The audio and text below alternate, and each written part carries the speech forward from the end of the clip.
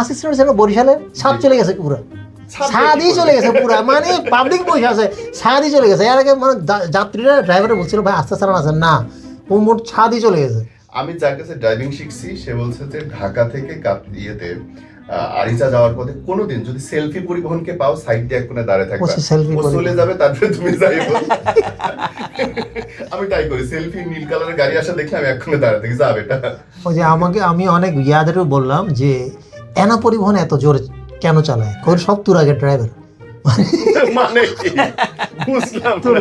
ঢাকায় দেখবেন আমরা লেগুনা মেগুনা এরা কিন্তু খুব রাফ চালায় এবং এরা এক্সপার্ট, মনে হয় যেন ওদেরকে। আর সবচেয়ে ভয়ঙ্কর হচ্ছে পরিবহন হচ্ছে, তুমি মনে করো আজিমপুর রোডে যদি লেগুনায় চড়ে থাকো, সবচেয়ে বিব্রতকর সিট কোনটা বলো তো?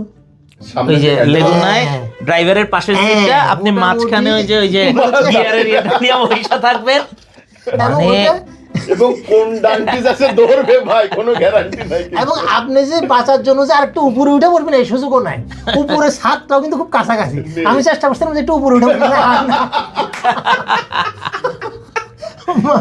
না এইটা ভালো, মানে ড্রাইভারদের কি হয় যে এরা এত বেপরোয়া চালায় কেন? নরমালি কি যে আপনি শাস্তি দিবেন কেন? সারা পৃথিবী ব্যাপী যে আপনার লাইসেন্স বাতিল করা হবে, আপনার পানিশমেন্ট দেওয়া হবে, ও লাইসেন্সই নাই। আচ্ছা চিন্তা করুন